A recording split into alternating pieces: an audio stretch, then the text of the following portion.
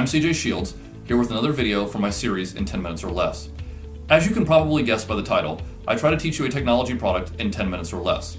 In today's video, I will be attempting to teach you Google Hangouts.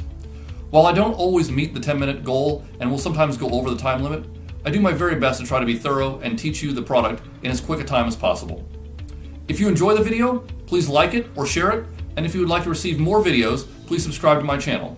Thanks, and let's get started and learn a little bit more about Google Hangouts. Welcome, GCSC Technology Integration YouTubers. In today's video, I would like to take a few minutes to explore Google Hangouts. Google Hangouts is a fantastic program that you may not think about using in the traditional educational setting, but I believe there are a number of options that will allow you to use Google Hangouts in an educational setting. I have Hangouts open right here.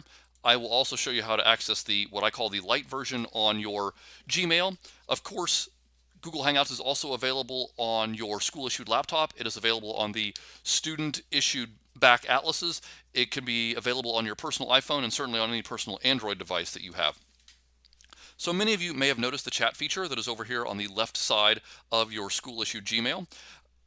That can be turned on or off by clicking the little bubble right here with the quotation marks that shows the Hangouts conversation, so I can turn that on or I can turn that off. You can also adjust that in settings, but I don't want to get into a full Gmail lesson right now as I want to focus on Hangouts. You can see that I have a few Hangouts that are available to me right now. They're conversations that I have saved. I've not deleted or archived those conversations.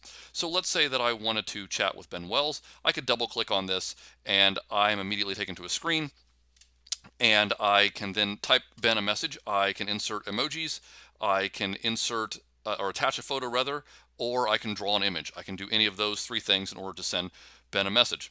I can also start a video call with him. Please be aware that right now I'm on the school-issued laptop, which does not have a webcam. If I wanted to do the video call, I would need to be either on my iPad, on the app, or on the back atlas. I can add another person to the conversation so that we have a group instead of just a two-person hangout. I can click on the gear and I can access the settings so that I could archive or delete the conversation if I was done with that, or if I wanted to block Ben, I can do that. Although I don't see why I would want to block Ben, but I could do that if I wanted to. And then I can click OK when I am finished. Again, I have all the conversations over here, and I can access that by double-clicking on the person. I can also hover over the three dots right here, and I can see there's Ben's information, his contact information. I can see emails that I have had with Ben. I can click on the video icon to start a video call. Again, I would need to be on another device. I can start a Hangout with them, or I can send them an email. So I have multiple ways to access the Hangouts options that are available on Gmail. So that's what I call the light version of Hangouts. It's available on Gmail. It's fantastic. It works really well. The other version is also the full version of Hangouts that is available by going to hangouts.google.com. You can also access that, of course, by clicking the 9-square grid, and then going down, you may need to hit more, and then finding Hangouts. I recently heard the 9-square grid referred to as a waffle. I kind of like that, so I may start referring to that as a waffle in the future videos. So this is the full version of Hangouts. In essence, it's very, very similar to what was just shown in the light version on the email. There are a few more things that are obviously available to you right here. So I can see, by clicking on the people, I can see my contacts. It's set up so that you only have contacts within the district. I will show you how to change that a little bit later on in the video, and it will recognize people who I've had recent conversations with, and it will show those at the top, and anyone who I've had a conversation with is below that. But I can certainly click on new conversation. I can find anyone by typing their name or email. So if I have grade level colleagues or department colleagues that I want to send a message to, I can simply enter their names right there. I can also create a new group. For example, the 7th grade team that I used to be a part of before I became the technology integrator, we had a group-wide discussion that we would often ask questions of. It was quicker than email, but we didn't have to leave our rooms to go find an answer. Great way to communicate throughout the day. Conversations will again show you all those conversations. Phone call, not very useful here at school because it needs to be tied to some other account. For example, at home I have a Google Fi account and I can make phone calls through my computer that way. And the three dots will just show you more options. It will show you basically the contacts and conversations and phone calls and invitations that I just talked about, but then also there is the ability to download Android apps, iOS apps, Chrome apps, or the Hangouts dialer. So all of those are available for you. Again, you can start a message right here by clicking message, or you could use the phone call. Phone call is not super useful, honestly, for school. If you had a personal Gmail account and you wanted to connect it and do some things with Google Voice or with Google Fi, then you can certainly do that. But for now, I'm going to focus on the video call. So if I click on video call, it takes me to yet another screen. Another tab is opened in my Chrome browser, and I can see that I have the ability to create a Hangout right here by entering the name. I also, as you can see, have two events later today that have Hangouts as part of their event. So I could click on one of those if the time were right to join that conversation. But I also have down here an example and a test, and I'm just going to use those in order to show you how the video conferencing feature of Hangouts works. So I'm just going to click on example right here, and it's going to join the video call. Now obviously there's not going to be anybody else on this video call right now, and that's okay. I can see my icon right down here. I'm not broadcasting my screen because I'm sorry, not broadcasting an image because I don't have a webcam. Again, if I want my picture to be shown there in real time, I would need to be on a device with a webcam like the Back Atlas or the school issued iPad. I can invite people into my video conversation by clicking invite people. The default is set up so that only people in Greencastle Community School Corporation are allowed to participate in video Hangouts. That is the default with our group settings and such. You can change that by clicking the change option right here. You will need to allow people outside of the school corporation to access you via Hangouts. So that is something you will need to consider if you want to do a video Hangout as part of a lesson or something that would be reaching out to people beyond the school corporation. You can add the names or email addresses of people you want to contact right here by inviting them into the conversation. And you could also, again, enable telephone if somebody was going to be calling in, you could do that.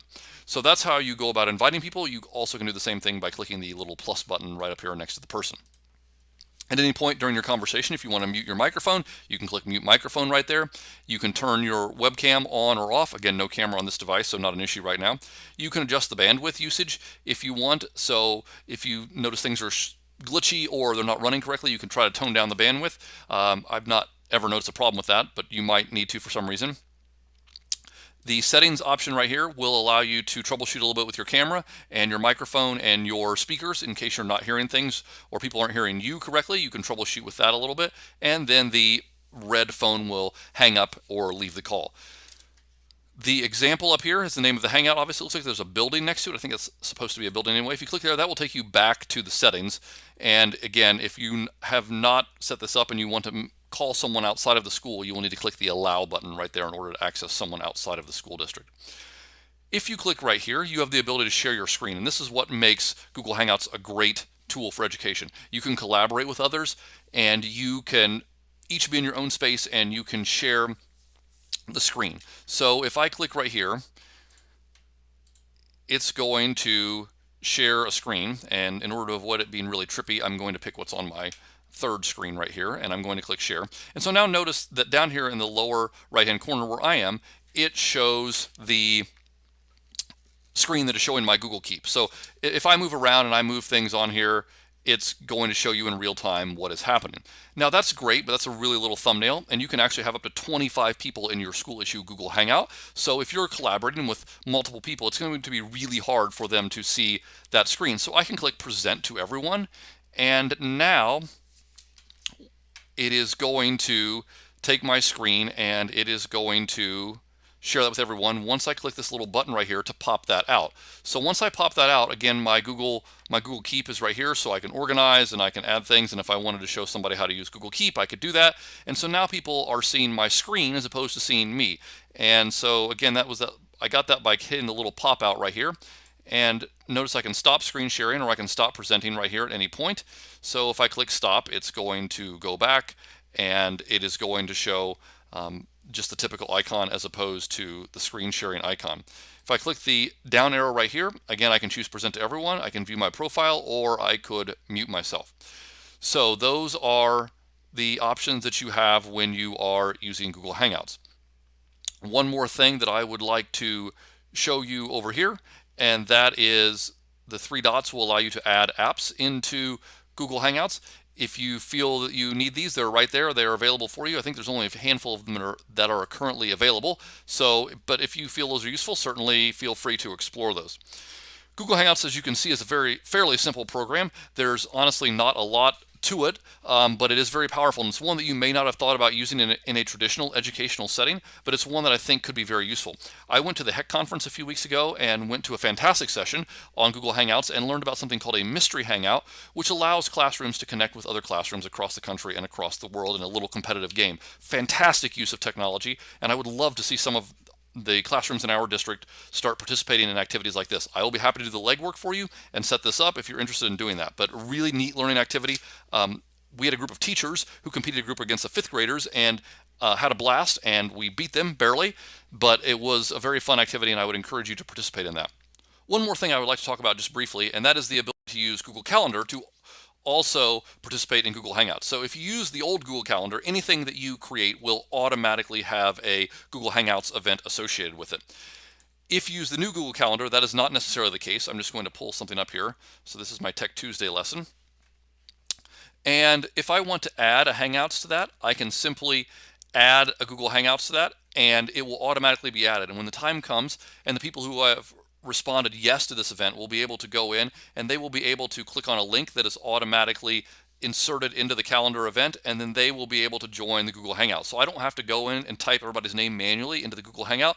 Everybody who has RSVP'd yes to this event will automatically be allowed to attend by RSVPing yes and then clicking on the Hangout and accessing that Hangout from their calendar invitation. So another handy feature that allows you to create and utilize Google Hangouts in interesting, innovative ways. So hopefully that teaches you a little bit about Google Hangouts and some of the forward-thinking and fantastic ideas that you can use Google Hangouts for in a classroom. If you have any questions about anything, please let me know. Otherwise, good luck using Google Hangouts in your classroom.